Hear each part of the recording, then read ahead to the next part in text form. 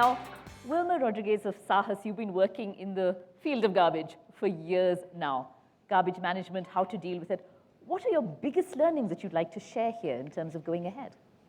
Yeah, I'd like to say that actually there's a business model around waste, and we run a social enterprise where our revenue model is simple. There is a service fee that we charge our customers, and there is, of course, also the revenues from waste. What we find as difficult conversations to have with bulk generators is their understanding of why they should pay a service fee. And that service fee is as little as sometimes 300 rupees per household per month. And yet this is a conversation which ends up, as a breaking point. So as now, we look at a Swachh Bharat and we look at the fact that we need a city where we not just sweep up the city, but also manage the waste as and when we actually clean up areas that we want to get cleaned up. So processing of waste, either through composting or through dry waste management, is very important. Major Suman, if I could just come to you now. Whether it's bulk generators or individual generators, garbage is being generated, not always taken care of well.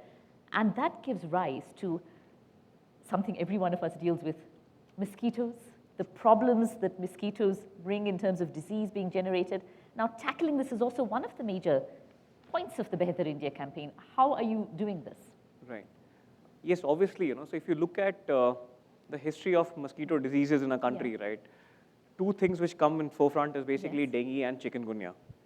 I mean, painful, right? Everybody's heard of dengue also and chikungunya also, very painful. Now, unfortunately, dengue is fatal if it is not treated. Chikungunya, although more painful, if it is not treated, you'll still survive. Till date, there is no vaccine for dengue. And neither are there any specific medicines, which will serve you and say that you're completely cured of dengue. It doesn't work like that. In case there's a symptom where your blood platelets are down, so maybe something can be done for that. Now, if this is the scenario, the only way we can actually prevent dengue is basically to stop the mosquitoes from breeding. Now, if that is the solution, we have to start from that place and not wait for the season to come in and then start fighting mosquitoes, making a lot of noise that this is what we need to do. We always react as a society. We need to be a little proactive. If you can prevent the mosquitoes from breeding, trust me, 80% of your problems will go. And another thing, the corporation cannot actually enter your house to clean up the places for you. The mosquito for dengue, they breed even in clean water, only in clean water actually.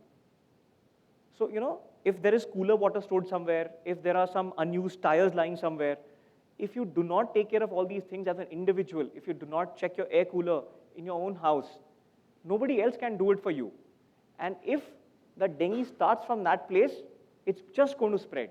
Very interesting that you're addressing the children like this. Mr. Naveen Soni, you talked about building toilets at schools and generating awareness and children generating awareness. Why are these youngsters here? Why are children like them so important? I was so happy, honestly, to be here. And when I entered, I saw all the school children attending this program because I think they are the social change agents, if you ask me. 20 years from now, they will define what India will look like. Exactly. Yeah. So currently, what we have experienced is that, that we used to do this social toilet building / social change revolution that we are trying to bring in our neighborhood there. And it would not succeed. We would hit roadblocks. We would ask people why they are not using the toilets despite the fact that it's there in the house. They would give all kinds of answers, justifications, because it was a behavioral change thing. Now, what we have realized during this campaign is that I think the key word is ownership. Now, we also have in the audience Mayuk Chowdhury. He's co-founder and CEO of Milap.org. Now, we were talking about people's reluctance to pay for extra services. We were talking about the reluctance of people to get involved in many ways. Now, India does rank pretty low when it comes to the World Giving Index. Through your experience, what would you like to share about the mindset of giving in India? Because I know perhaps in other countries, people may put aside a certain percentage of their income for charitable works or for good works or to help others. What's it like in India?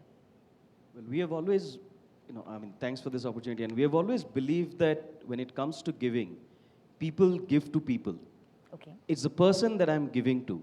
And whatever is the cause, whether it's a personal emergency or a social cause that is there, becomes a pretext for me to help the other person.